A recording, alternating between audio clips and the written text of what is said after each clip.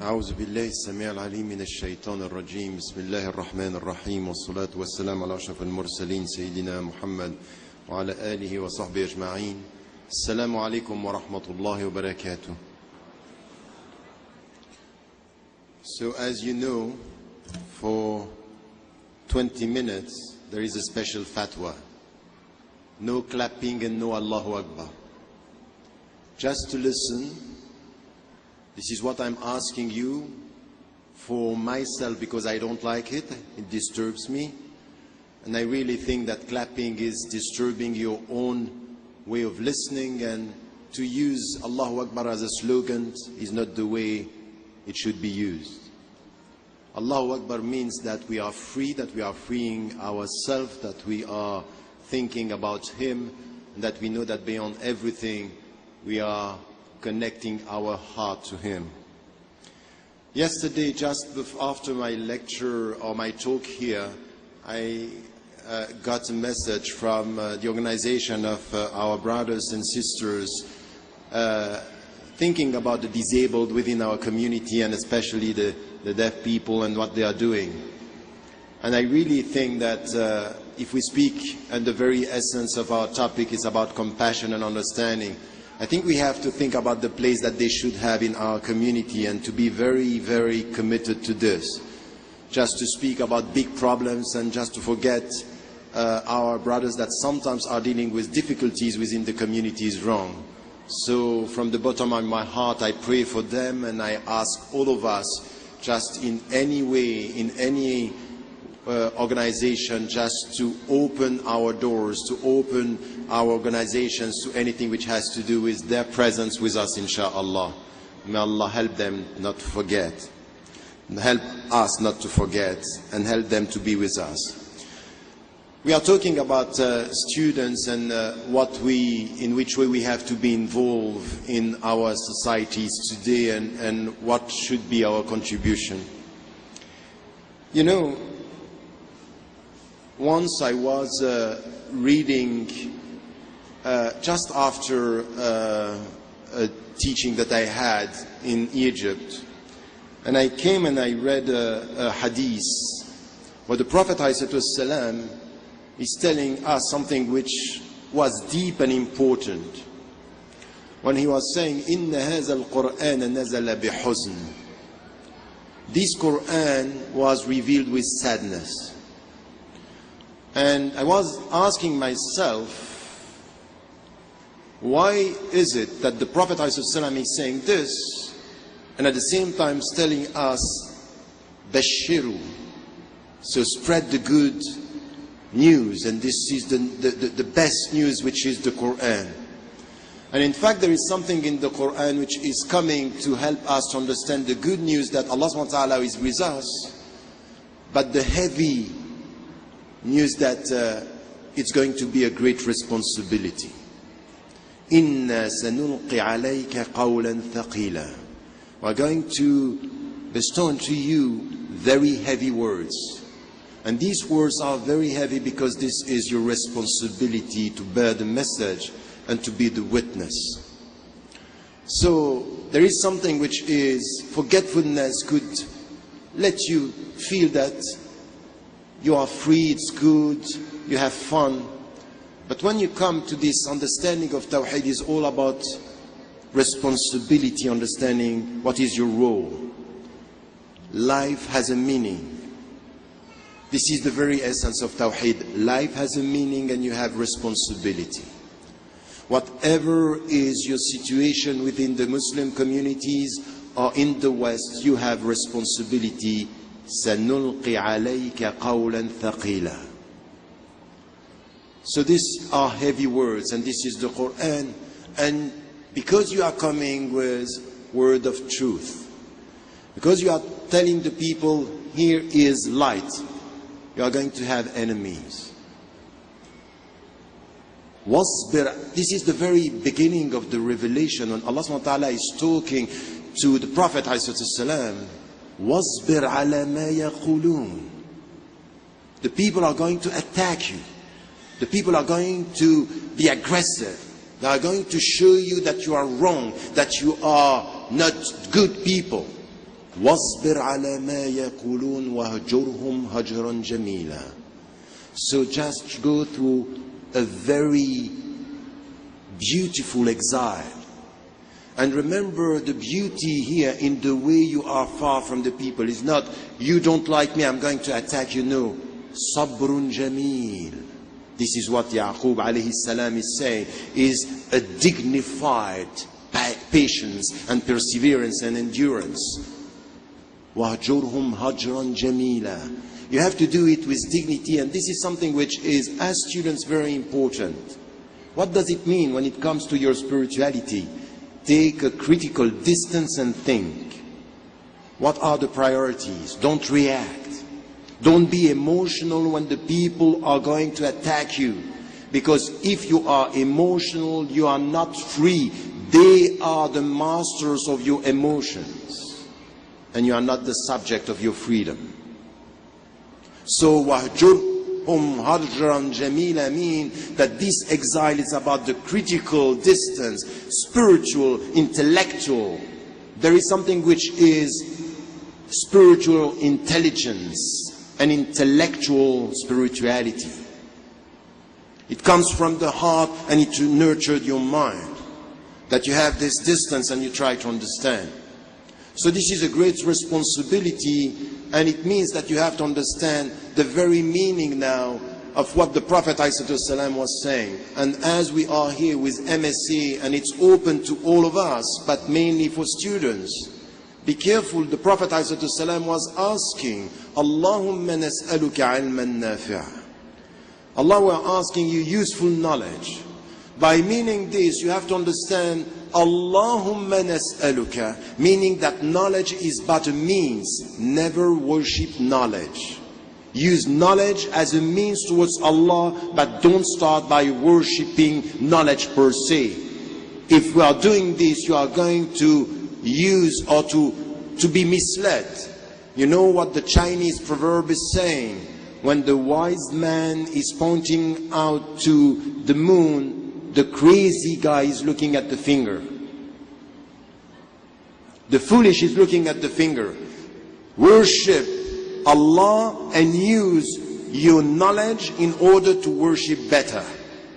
But not be obsessed with, I want ilm, and if someone has a ilm, I'm going to respect him, not as a mean towards Allah, but as someone that I start by sacralizing or worshipping. This is wrong. The scholars of this community are at the service of the community. Why? Because they are showing the path towards Allah. We are all here to worship, not to serve ourselves or to be served by the community. And the only one who can help the scholars to be like this, and especially you, it's really to come to this, to change your attitude towards your scholars. You have to change by questioning, by respecting, but with a critical approach. Because at the end of the day, we will have what we deserve. This community will have the scholars you deserve. Because if you are not asking for answers, if you are not coming with deep questions, you will have superficial answers. So at the end, the authority of the scholars is at the level of the questioning of the community. So this is the job of at least students. If you have students in the United States of America or in North America, it's to come with this critical mind. The critical distance, not to be emotional and to try to understand, to come with this, a spiritual intelligence. So this is something which is, for us today, a challenge.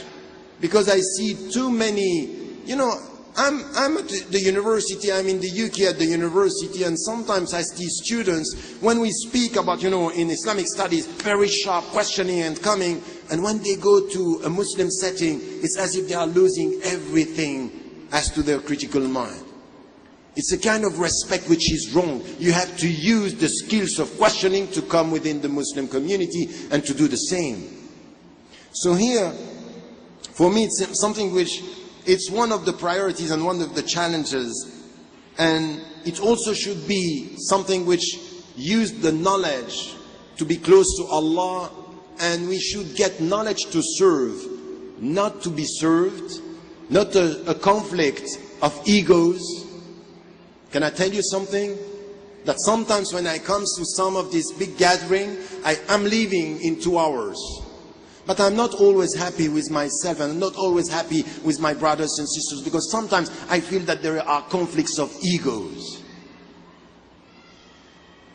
And I can tell you something that sometimes makes me cry, is that I'm talking about following the footsteps of the Prophet ﷺ, and I'm feeling that the people who are leading, sometimes they maybe have to come back to the essential of what it means to follow.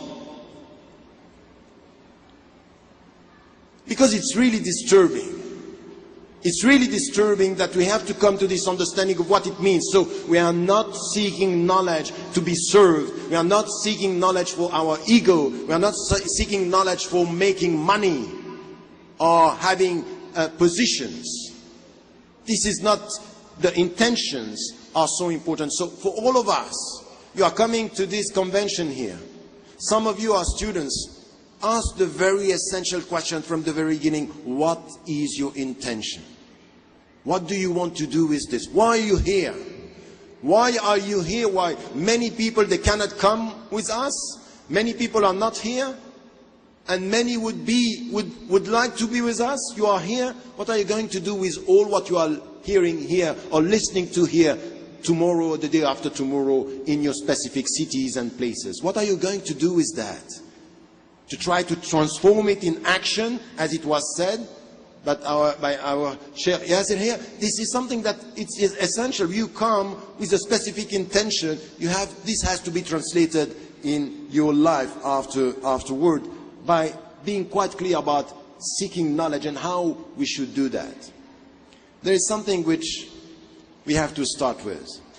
This afternoon, when we were listening in one of the gatherings to Sheikh Ali Goma, he was speaking about, reading the books and the centrality of the Quran, that also reading the world around us. And this is not new. This is something which is very, very old in the Islamic tradition. You find this from the very beginning, and the one who came and translated this into something which was clear is also Abu Hamid al-Ghazali in Ihya Ulumuddin, speaking about the 2 books and the revelation. And then there is something which is the starting point of what we have to do. Can I tell you something? At the level of your freedom here in the West, at the level of your potential access to books, to libraries and bookshops and on internet, we are not reading enough. We are not involved in education enough. You have books, you don't read.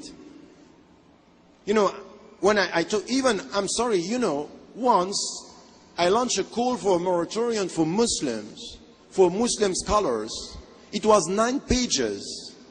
And I was judged by people coming to me, telling me, you said this and that, and I was asking them, have you read the text? And they didn't. And then even my publisher is telling me, the Muslims and the non-Muslims, they don't read the thick books, so we want very small books. And even the small books, they are not read. So ask yourself, be careful. These conventions are dangerous if you don't take them. If you take them only to come every year and you think that you have done the job. By coming here, you get some knowledge. This is very superficial. This could be fashion. This could be new trends. You need to come here to nurture your heart and your mind with questions, because tomorrow you have to go back to books. What I'm here to is just to give you the sense that you need more knowledge. You have to come back home, take books and start working. It's a gathering to give you a sense of the need, which should be the need for more knowledge. Come back home and buy books and try to make your mind. If this is your contribution, the level of literacy, and even the people reading in the United States of America, in Europe now, is lower and lower every year. The people read less. What is your contribution? You have the Quran saying, "Iqra bismi rabbika alladhi khalaq." You have to read, and you have the books, and we are not doing that. So don't be a Muslim by proxy. Don't be a Muslim by proxy. Make your mind, you have enough now to read in English or in any European language. that you can do the job. So this is something which is also reading, and because even me, I'm coming here, it's for me something which is opening channels to you to read even the books. You know, there is one book, Radical Reform, that I try to come and to try to push the Muslims, say, you Muslims in the community, you should be involved in anything which has to do with questions. And you ask the people, are you reading? Are you doing the job? No. So we want superficial commitment to our religion. This is heavy. سَنُلْقِ عَلَيْكَ قَوْلًا ثَقِيلًا. It's all about knowledge. You want to change the world, change your mind, build your intellect. I'm just starting, as you know. So this is something which I think it's the starting point for students, is to read. You read the Quran, to read books, but also to read your society. You know, in anything which has to do with al-kawn, we have rules. We have, in societies, we have rules, we have history. Read your society, read books about what is happening in your society, the collective psychology, what the people are feeling. Because what you said, I agree with part of what you said, but there is something which for me it's important. When you live in the United States of America, when we live in Western countries, the people are scared, yes. And it's normal to be scared. This is even in the Quran. When the people think that you are changing the past, they're changing the rules, they are scared. And if, add to this, they don't know you, it's scary. You have to have two attitudes. To respect the fears of the people while you resist its instrumentalization by politicians and intellectuals. So you make your mind. You will find me if you try to use fears to change the whole discussion.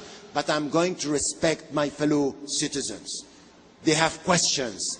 They have anxieties. I'm going to listen. I'm going to respond. I'm going to be open. I am here to respond. I am here to listen. Respecting the fears of our fellow citizens and resisting its political instrumentalization. And this is something which is important. You know, I was banned from this country. You don't know how many Americans came to me to say, I apologize. This is not my country. And I told them, you know, to be banned from the United States of America under the Bush administration is an honor. One day it will be over. It is. So the point here is really to come with this, is to be able to work with people who are sharing values. And we have people in this country, but you know, you should know them. You should listen to them. And you should respond to their fears with arguments and understanding at their level of understanding. So this is what you have to do. And thank you.